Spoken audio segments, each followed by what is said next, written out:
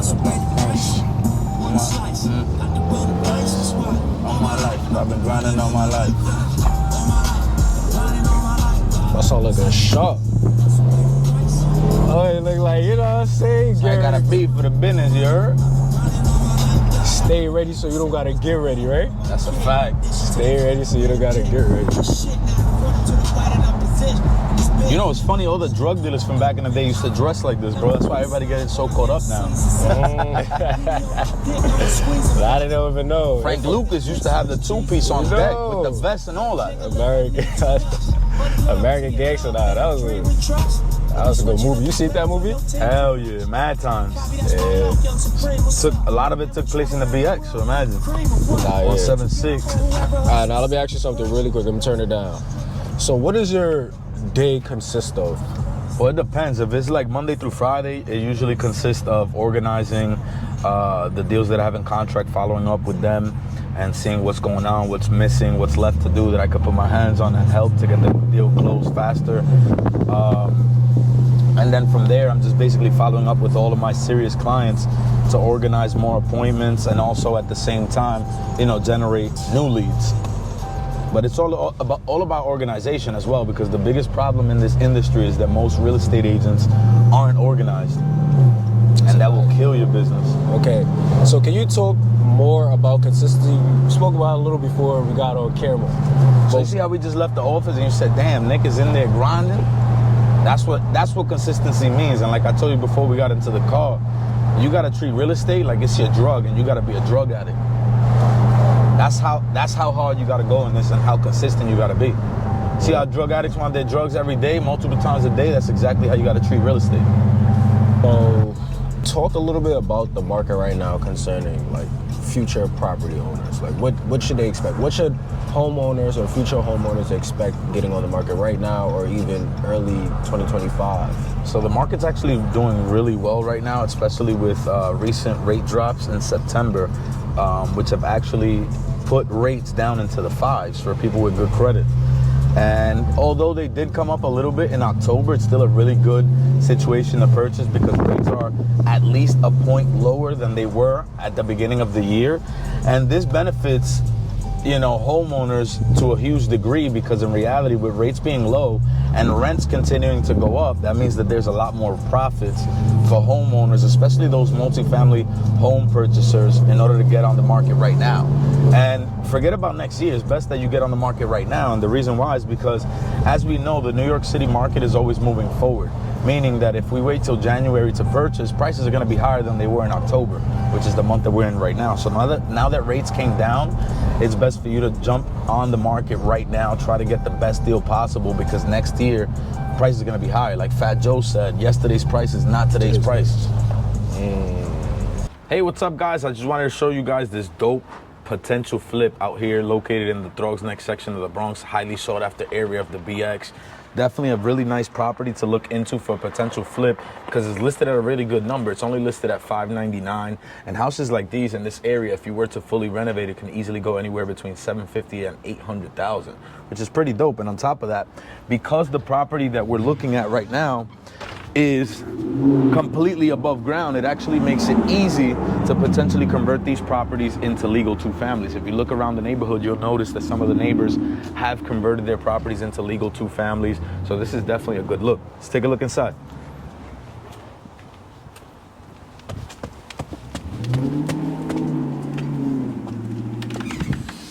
So as we work our way inside, as you can see, pretty outdated. You look at the kitchen this way, you have older cabinets, older kitchen style. It's disgusting in there if you look at it.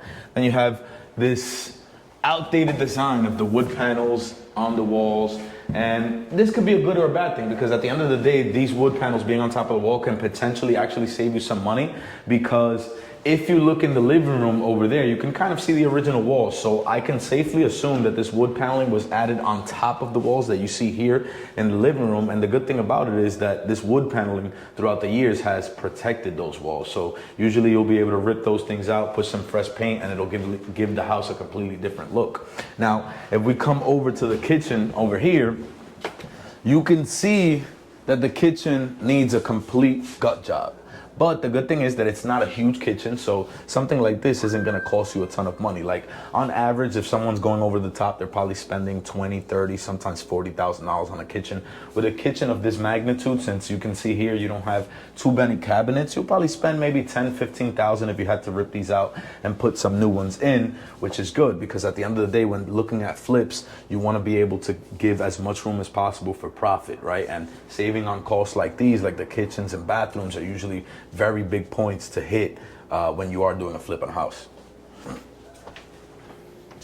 As we work our way upstairs, you'll see the carpeting on the stairs, which people used to use to quiet the noise of people running up and down. You also see carpeting all throughout this floor, which was used, you know, as a way to quiet the noise downstairs. However, in today's day and age, most buyers will prefer for carpets to not be on the floor. So the first thing I would do here is rip this up. And based on the flooring that I see downstairs in the living room, I can safely assume that under this you have original hardwood floors. As a matter of fact, we might be able to take a peek right here. Yep, original wood floors. So I would sand these babies down, rip up these carpets, sand these down, put some nice shiny polyurethane all over the floors after sanding them down, and make these things look brand new. As you walk through the property, basics of renovations, and you know, as I look at this right here, this is actually one of the main reasons why I hate these air conditioner sleeves in properties. I'd rather have the units that go out of the windows, and for these windows right here, in case you're wondering, they do sell AC units that go sideways out of these windows, and that's probably why this person decided to add this AC sleeve here, because they probably didn't know about those air conditioners. They probably figured this would be an easier fix. But as you can see, the edges of this, usually when the property doesn't originally come with those sleeves and it was not built that way, you'll usually have problems with these sleeves being installed because the proper lentils for support to leave these things open for the air conditioning and stuff like that usually don't get installed correctly because they're not dug into the original foundation of the house. They're kind of on the surface, and then with time you'll see these leaks start to come inside of the windows, which could then leak air and things of that nature and cause the room to essentially be cold in the wintertime. So that defeats the purpose. One thing I also look out for when I'm looking at these type of houses is foundation issues, right? And believe it or not, sometimes you can tell foundation issues by coming upstairs to the top floor, right? Like for example, if you look at around the top parts of these walls, you'll see some cracks like this one right over here. You'll also see some of these cracks right here, which experts usually say could be cracks that indicate structural compromise in a property, right? So sometimes when I look at those cracks like that, I tend to shoot all the way down to the basement in order to kind of look at the beams and see if they're still intact and in good condition. And what I am noticing with this property is that you also have like moisture spots in these areas around the roof, which basically indicate one of three things in a brick property. It could mean that the brick on the side of the house needs to be repointed, which means that the cement between the bricks has worn out and now water is starting to come in. It could also obviously mean that the roof needs work as well, because at this point we're on the top floor of the property, so what sits above us is the roof. So it could be possible that the roof is also leaking. Those are signs of that. And again, the cracks could be coming from structural issues. So that's some of the things that I would definitely look at while touring some of these homes. And something that may indicate to me that potentially it could be a leak in the roof is the fact that they recently replaced this skylight right here, which looks like it was an emergency job. As you can see, it's fresh wood, a fresh skylight and everything like that. So it looks like it was an emergency job. It wasn't something they wanted to do, because as you can see, there haven't really been any renovations done to this house in a very long time. And if you notice the other skylight looks like it wasn't replaced recently, but if you look at the wood edges, they look a little moist, which shows you that there's some kind of moisture coming in through there. Another thing to point out as well, most bathrooms require to be ventilated.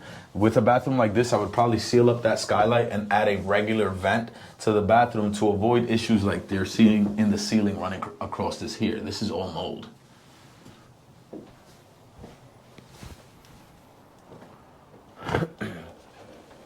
Another thing that I definitely have to point out is the fact that this was a very lazy job. They put the AC system and installed drop ceilings in order to avoid having to put the AC system in the attic. I would push this AC system into the attic, repaint the ceilings, re-sheetrock to give it a nicer look. And at the end of the day, who doesn't like high ceilings?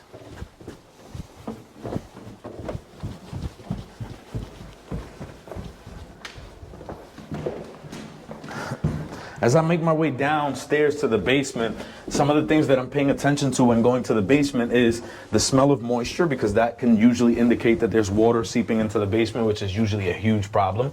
I also want to look at systems like this, in this case, you have a forced air system. It's not your typical boiler, so this forced air system, you want to make sure that it's not older than 30 to 40 years old, because at the end of the day, any of these systems that are older than 30 or 40 years old are probably approaching the end of their lifespan, and systems like this can be very costly to replace.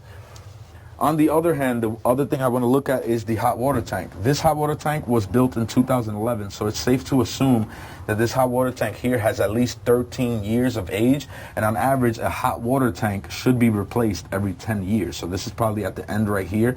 But the good thing is, out of the two systems, the cheapest one is this one. You can get yourself a hot water tank for about 600 bucks, probably get a plumber to install it for another 600 bucks, which is a lot cheaper. However, this system right here, depending on how many things you have to replace inside the system, could be anywhere from $10,000 to $20,000.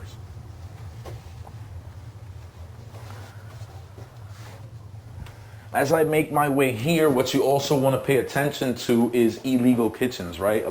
It is the Bronx at the end of the day, and in the boroughs, people tend to, finish their basements. Some people are renting them out illegally. And what you want to avoid as a flipper is encountering any appraisal issues with the bank once you find yourself a buyer. You want to go through the transaction and make sure that everything is as smooth as possible. So as a realtor and also an investor, I make sure to see things like this and know that I have to rip out the stove. I have to cap and cut the gas line that sits behind this stove right here, because this is an illegal kitchen. However, in the boroughs, they do allow you to still have what's called a slop sink, right? So in this case right here, you could still keep the cabinets, keep the sink, but you have to remove the stove. Back here, you have another bathroom that essentially needs to be gutted as well. As you can see, you have a bunch of cracked tiles on the floor, so all of this needs to be ripped up. Me personally, for a basement, because new laminate flooring has been created, for a basement, I would personally put waterproof laminate flooring as opposed to these type of tiles, because as you can see, some of them have cracked, and throughout the years, if you have someone down here or activities going on down here, those will continuously crack. However, the waterproof ones will do two things for you. They're usually scratch free. They're not going to crack because of the material that they're made from. And on top of that, since you're at a basement level, any humidity that gets in here, your flooring will stay intact. So again, I would rip up all this flooring, rip all this stuff up. This spot right here, I would potentially turn into another room, so I would close off this little window space right here and either make this additional storage space or some kind of additional playroom. So remember what I was talking about, foundations, right? At this point, I'm looking at bearing walls here in the basement. Load-bearing walls are usually the walls that are holding up the property itself in the very bottom of the house. And as you can see, there's some very substantial cracks along the walls here. Me personally, I'm not a foundations expert. So I would probably get someone who is an expert in that field to take a look at these cracks prior to me engaging in going into a transaction like this and flipping this property. Because one thing you don't want to get yourself into is a property with a compromised foundation at a certain price, of course, because everything at the right price can be a good deal. You don't want to get yourself into a situation where there's huge cracks in the foundation, because then in some cases the property may have to be knocked down, or you're going to spend a huge chunk of money just on the foundation itself. And the idea in a flip is to try to profit as much as possible and cut your costs. Oh, I think we got to take it out to the backyard. As you make your way back here, one of the things that I am noticing is that you have a bunch of sump pumps sticking out of the floor. And usually this happens at properties that are in flood zones, usually because water is traveling underneath the property. So the tide, when it gets high, you can potentially see water getting into your backyard if you don't have these type of sump pumps. However, I would probably mitigate this in a much better way, because as you can see, they took a very lazy route. You can see all the PVC pipes exposed everywhere. I would create French drains, which essentially are graded drains throughout the side of the backyard in order to lead into the sump pump area that then takes it out into the street of your property. That's what I would do to design the backyard so that it looks nicer aesthetically and more enjoyable for your family. Because imagine all this stuff sticking out while you're hanging out in the backyard. you know, your kids tripping over while they're running around. I would eliminate all of that, create the French drains around, reconnect the sump pumps underground as opposed to having them exposed like this. This was a very lazy job. Redo these stairs right here, because as you can see, this is extremely unsafe.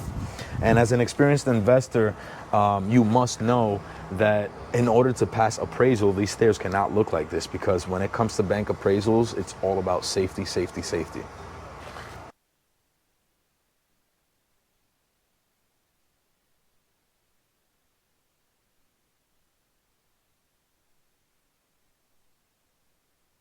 I want to welcome you guys into this beautifully renovated single family, 4-bedroom, 3 full bathroom house in the Throgs Neck section of the Bronx. Come on in.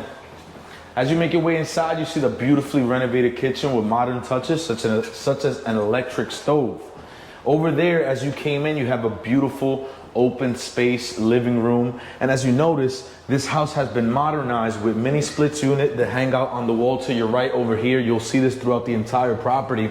And the good thing about these units is that they create a lot of efficiency for you. Why? Because in this house, you will only be controlling the temperature in the rooms that you are actively in.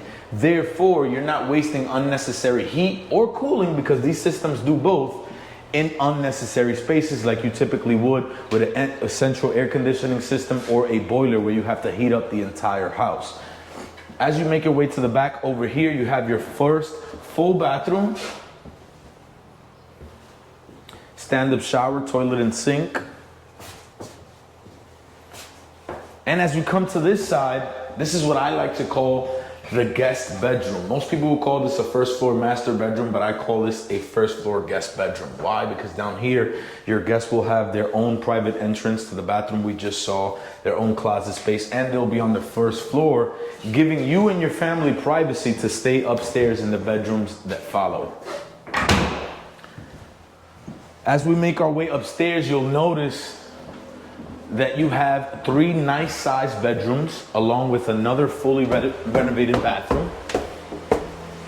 Like I had pointed out in the last property, people love wood floors, so all that carpeting stuff that you saw at that last property, it's gotta go. Nicely renovated bathroom, nice deep tub, which people love to take baths in.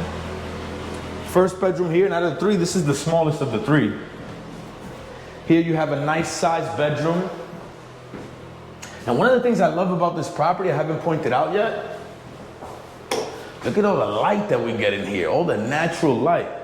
You know how much money this is gonna save you guys? Natural light. That's one of the things to look out for when shopping for a house. As you work your way to the back, you have another nice sized bedroom facing the yard of your house. And don't worry about it. There is no such thing as a quieter side to this house, because some of you are probably wondering, which bedroom is quieter, the one that faces the backyard or the one that faces the front? The good thing about this neighborhood is that it's always super quiet. You have a bunch of single family homes in this area, meaning that most of the people who live in these properties are the homeowners. You don't have excessive tenants or a high volume of people that live in this particular block. So it makes for quiet space whether you're using the front bedroom or the rear bedroom. Wait till you guys see the basement. I'm excited. Remember I was talking about high ceilings at the last property? Yep. You're about to see what high ceilings are right now. This property is beautiful. Nicely dug out Stunning. basement with extremely high ceilings. Look at this right here. You can literally fit a 9-foot regulation basketball hoop in here. With how high these ceilings are. Definitely. Many split units, like I said, throughout. And you have an additional storage space back here, which honestly you can use for a variety of different things. If you have guests staying over down here in the basement, you can add a door right there and still leave this for free access for yourself through the rear of the house. If you needed to store anything back here, like things to do any maintenance to your backyard, like landscaping materials, etc., you could keep that in this storage space right here and still have ample space in your basement for additional livable space. As you make your way to this side of the basement, what will follow is a full bathroom and a laundry section here that leads to your hot water tank. So this gives you the space to be able to install washer dryer. You have your finished basement, so there's literally nothing to do in this house but literally bring your furniture, Just bring live. your clothes, and move right in. Have fun, enjoy family time, you know. Now, I'm not gonna lie to you. So like I told you, a lot of these investors, for whatever reason, they don't put too much work into the backyard. And honestly, I could see why in some instances, because I myself do flips. And sometimes putting some work into the backyard goes to waste depending on when the property sells, right? Let's say, for example, you do all of this landscaping, then a huge snowstorm comes, sits on the bushes that you just put out, burns out the grass with the icy snow and stuff like that. What did you really do? And at the same time, too, here in New York City, when people look at backyards, they're more appreciative of the space rather than the condition of the current backyard. So it's okay. The good thing about this is that you have 2 nice sized trees here, which provide tons of shade during the summertime. Not gonna lie, this house is the bomb. It's fire. The actual. He almost got me, y'all. ¿Cómo? Le digo ahora mismito, deme un segundito. Sí, 750. Con un down payment de 3.5. Déjeme darle la tarjeta mía, usted me llama el lunes. No, 3.5%. Imagínese. No tenga miedo, esto es falso. Stay ready so you don't have to get ready. 3.5%. Stay Eso viene ready siendo so you como don't have to get 25.000 por ahí. Déjame hacerla. Porque cuando es primero comprador, normalmente puede poner 3.5. Another sale on deck. ¿Quiere poner más? Stay ready so you don't have to get ready. 25.250. Más los costos de cierre, obviamente. Entonces, perspective. le voy a decir. We ahora out. mismito. But it's heavyweight, not light. Don't keep it strapped, son, like a dyke. They be sure he don't have to fight. I can get you wrapped up like a gift. Smoked up like a split. Shop tell her back up or get hit. Got my racks up, now I'm lit. I can get you packed up in this bitch. And my What up?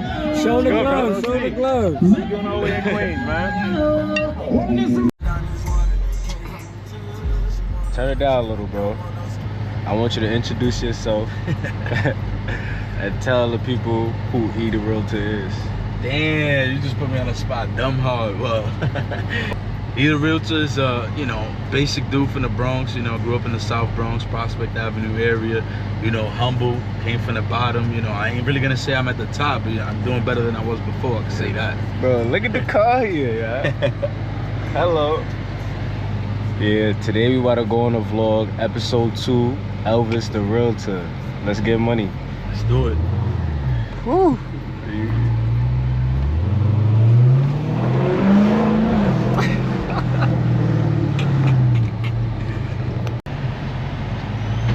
So what's the end goal for you? The end goal, I feel like every successful person shouldn't have an end goal. You should always keep striving for more. Good answer. All right, so better question. Where do you see yourself in the next 3 to 5 years? In the next 3 to 5 years, to be honest with you, I see myself, building another office, expanding an even bigger team to just try to scale for more. Because a lot of realtors out there, they think about building a team, they just think about building a team in their office, and that's it. I'm trying to go bigger than that. As long as I can put a team somewhere, I'm putting it there. So if I can have 100 teams across the country, I'm gonna have 100 teams. New York traffic, yo. Bro, New York traffic is the worst, bro. Oh they my talk about God. California, but New York traffic. Look at this It's right sad now. working. It's like this, bro. But I ain't gonna lie. There's no traffic worse than Queens and Brooklyn traffic. I was over there today. It was 11 a.m., bro. Who Would you say a child or your daughter being born changed your life? It made me more serious about life, to be honest, because before my daughter was born, I would take things very lackadaisically. Like I would just, if I felt like working, I would work. If I didn't feel like working, I wouldn't work. And during that time also, I was living with my parents too. So on top of that, I had even less responsibilities. So that just had me in a comfort zone, honestly. And my daughter to me was a blessing because it motivated me to work harder. And it's a love that I thought I would never feel in life. Honestly, it's a new love that I never even knew existed. You know what's the real problem with people being a deadbeat? The craziest shit about it is most of the time it's financial issues. That's the reason why they act that way. And it's not saying that, you know, it's justified, but a lot of them run away from trying to work hard so that they can make the money to be able to maintain their kids, rather than, you know, let me get an easy job and complain that that job isn't enough to pay child support or to maintain my kid or this, that, and third. And that's the real problem. I think it's motivation for people out there is the problem, why people, you know, become deadbeat dads. I think it's less of an issue about, you know, what happened between the mother and you know, and whatever their relationship was. I think it's less that and more financial issues for men. But the reality is, most of those men that, you know, act like that is because they don't have any drive to become successful or do anything better. So they sit there and get a basic job, work in a cash register for the rest of their life, flipping burgers for the rest of their lives, and have they don't want to take risks. Bigger than that. Yeah, they don't want to do nothing bigger than that. No risk, no. And then what they'll do is complain that minimum wage should be higher, and it's like, you shouldn't even be worried about minimum wage as a grown adult. That should be something that kids should be worried about. Facts. So Elvis, you from the X, right? Facts. What does the X mean to you? To me, the X really built my character. Why? Because I always say that the most dangerous businessman out there, or let me not say dangerous because that could scare people away, but the most savvy businessman out there, I think, is somebody who's hood and book smart. And in my opinion, you know, I humbly say that I'm hood and book smart because I grew up around all these things that, you know, people say usually will hold you back from success: the drugs, the gangs, the violence, all of that stuff, right? But, you know, at the end of the day, you just gotta look beyond that. Hold on. You really I really got the same thing in my video. Facts, bro. That shit is tough, bro. Eric, if you don't know, now you know. That shit is doing in the whip. Nah, for real though. Nah, that's tact for real. So, tell the community where we headed right now and what we about to be up to. Well, we're about to go to a sneaker convention right now. I ain't gonna lie, I've been dying to get them Travis Scott Canaries. I'm hoping I can find them here. It's one of the biggest sneaker conventions in New York.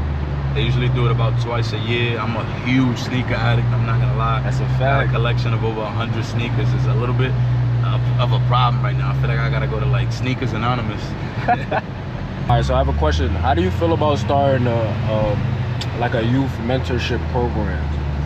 I actually, one of my things that I've always wanted to do was actually public speak in front of kids to try to provide for inspiration. Because like I said, some of the most successful businessmen out there are men that are hood and book smart. So I feel like that could bring a lot of value, just giving people a little bit of my story and letting them know where I was and where I am now, you know, to kind of see the difference. Because some of the things that I still continue to hear today, you know, from people that live in the hood is that, you know, I can't be successful because of the environment I grew up in. And that, to me, I feel like is the biggest excuse for somebody who doesn't want to be successful. Because at the end of the day, an environment could either make you or break you. You got to decide what it's going to do for you. Either it's going to provide a strength for you or it's going to destroy you. And that's why you see some people, unfortunately, in bad neighborhoods that end up dead, in jail, etc. Because the lessons they were taught, they took the wrong path instead of the right one.